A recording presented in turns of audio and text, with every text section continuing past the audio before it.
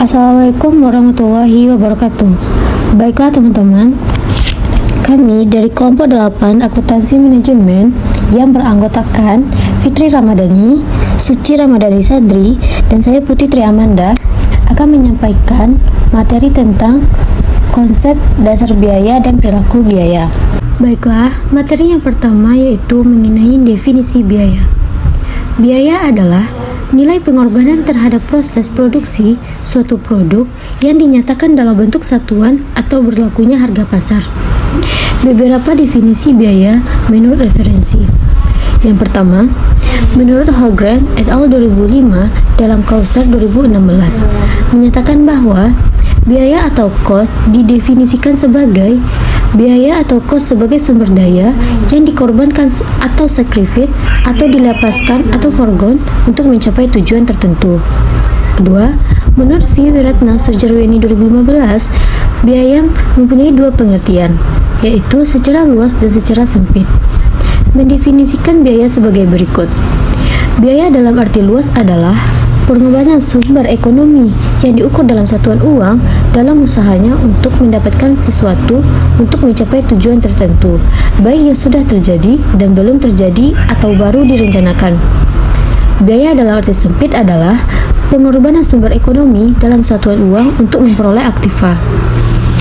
Selanjutnya menurut Kausar dan Muhammad Farid 2016, mendefinisikan biaya adalah biaya atau cost adalah kas atau nilai ekuivalen kas yang dikorbankan untuk mendapatkan barang atau jasa yang diharapkan memberi manfaat saat ini atau di masa mendatang bagi organisasi. Selanjutnya, materi mengenai perbedaan cost dan expense. Cost adalah biaya. Biaya secara umum merupakan pengeluaran yang dilakukan untuk memproduksi barang maupun jasa agar mendapatkan keuntungan atau mendapatkan manfaat yang memiliki nilai ekonomis di masa depan. Seperti contohnya adalah pembelian aktiva yang dilakukan sesuai dengan prinsip akuntansi yang disebut biaya pembelian. Pembelian aktiva ini tentu dapat mengeluarkan biaya sehingga jumlah kas yang dimiliki akan berkurang. Namun, di masa depan, kamu akan mendapatkan manfaat secara ekonomis. Beban atau expense.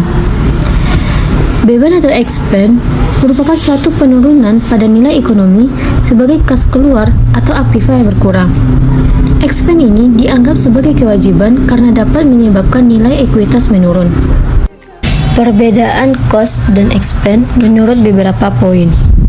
Poin yang pertama, menurut posisi pada laporan keuangan. Perbedaan yang paling terlihat adalah saat kita akan menyusun laporan keuangan.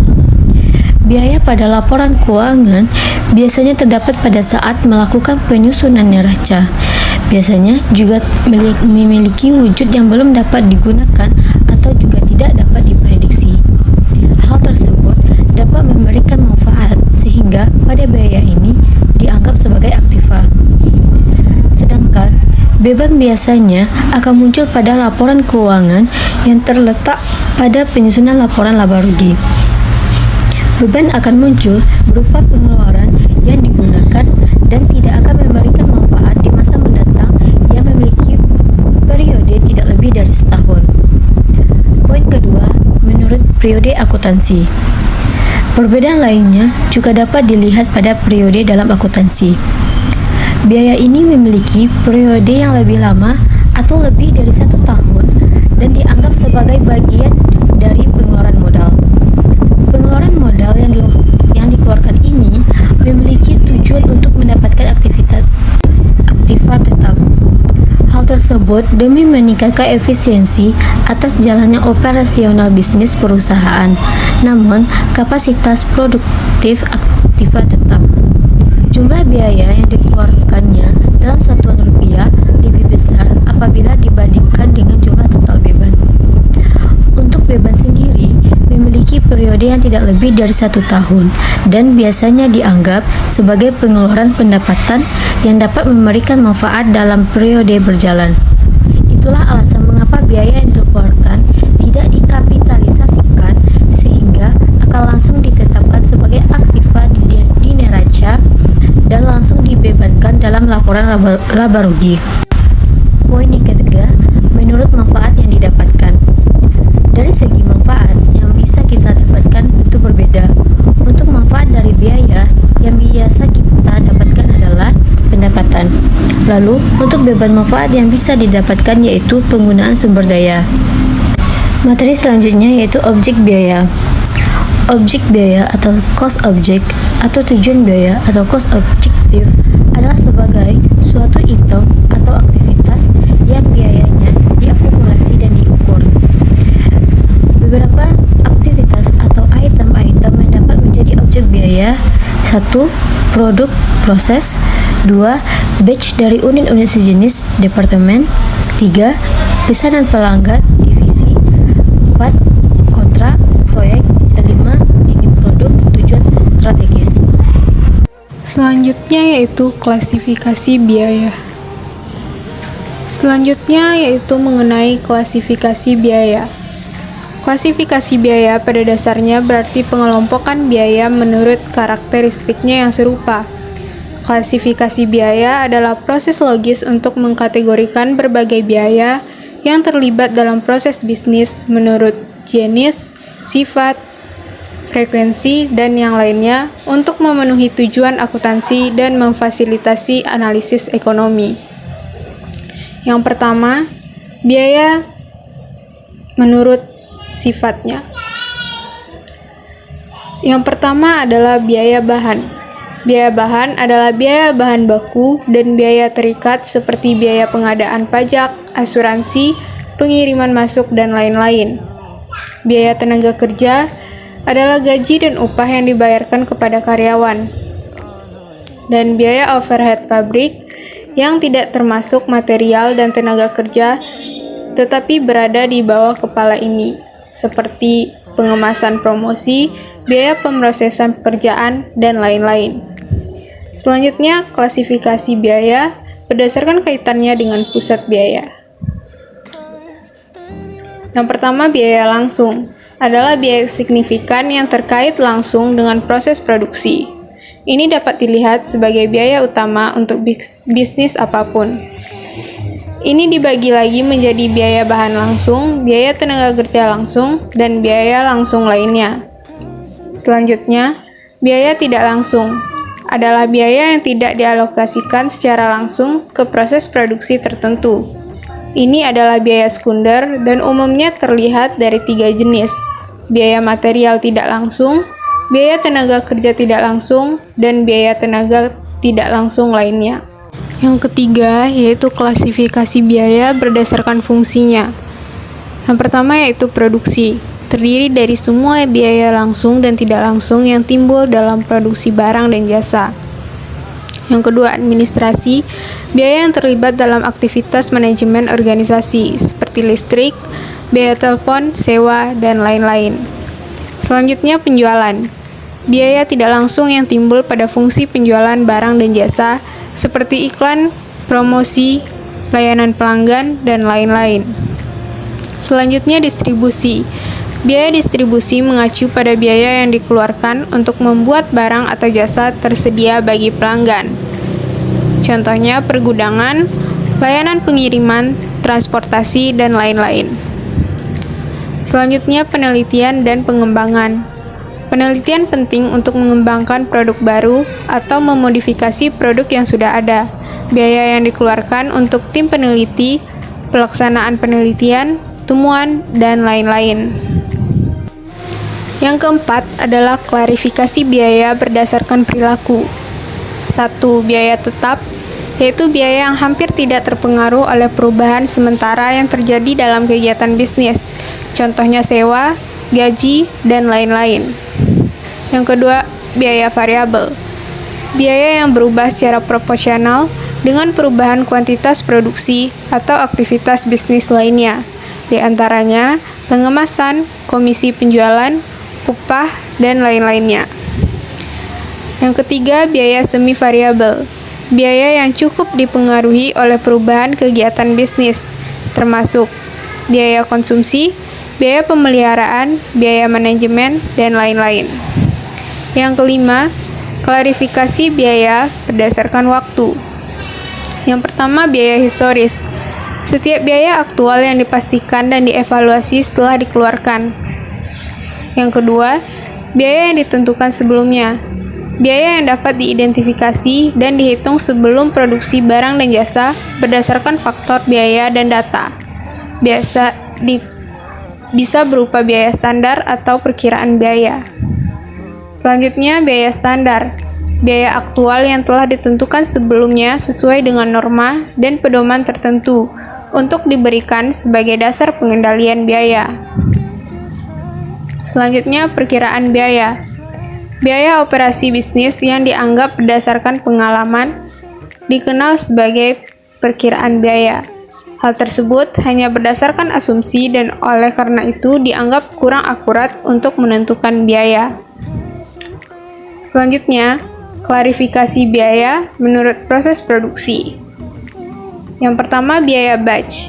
Biaya yang dikeluarkan saat memproduksi seluruh lot yang terdiri dari produk identik atau batch. Setiap batch berbeda dari yang lain, dan unit yang berada di bawah batch diidentifikasi dengan nomor batch-nya. Yang kedua, biaya proses. Biaya yang dikeluarkan untuk melakukan operasi yang berbeda dalam proses produksi yang efisien. Dengan membagi total biaya suatu proses dengan jumlah unit yang diproduksi, kita dapat memperoleh biaya proses dari satu unit atau produk. Selanjutnya, biaya operasi. Biaya yang terlibat dalam fungsi bisnis tertentu yang berkontribusi pada proses produksi. Ini membantu dalam mengatur mekanisme kegiatan bisnis dengan memantau biaya yang dikeluarkan pada setiap operasi bisnis. Selanjutnya, biaya kontrak. Biaya untuk menandatangani kontrak dengan pembeli atau penjual dengan menyetujui syarat dan ketentuan yang disebutkan bersama-sama. Terakhir ada biaya gabungan. Biaya gabungan yang terlibat dalam produksi dua atau lebih produk berguna secara bersamaan. Sebagai contoh, biaya pengolahan susu untuk mendapatkan keju, kocek, dan buttermilk. Berikut adalah contoh laporan keuangan perusahaan manufaktur, di mana ada pendapatan dari hasil penjualan dan biaya-biaya selama proses produksi. Pola dan karakteristik perilaku biaya. Yang pertama, biaya tetap. Adalah suatu biaya yang mempunyai jumlah total secara tetap, meskipun terdapat perubahan volume dari suatu kegiatan tertentu. Karakteristik utama yang dimiliki biaya tetap adalah biaya yang bersifat tetap atau tidak berubah dan tidak dipengaruhi oleh periode maupun aktivitas tertentu. Namun, biaya per unit berbanding terbalik dengan volumenya. Biaya variabel adalah suatu biaya yang seluruh total nilainya bisa berubah, tetapi sebanding dengan adanya perubahan volume kegiatan perusahaan. Biaya variabel memiliki dua karakteristik, yaitu total biaya variabel yang akan berubah secara proporsional dengan perubahan volume atau kapasitas, tetapi biaya per unitnya tetap atau konstan. Biaya semi variabel merupakan suatu biaya yang memiliki unsur tetap dan juga variabel, yang mana dalam biaya semi variabel ini terdapat biaya tetap yang tergolong sebagai jumlah biaya minimal untuk penyediaan jasa. Selain itu, biaya variabel juga akan mempengaruhi perubahan volume kegiatan. Karakteristik biaya semi variabel adalah biaya ini meningkat atau menurun sesuai dengan peningkatan atau penurunan aktivitas bisnis, namun tidak proporsional. Selanjutnya, pembagian biaya tetap. Yang pertama, committed fixed cost, atau yang juga disebut dengan biaya tetap yang ditentukan, merupakan biaya yang dikeluarkan untuk menjaga eksistensi perusahaan. Biaya tetap yang ditentukan berdasarkan dengan investasi fasilitas dan struktur organisasi perusahaan.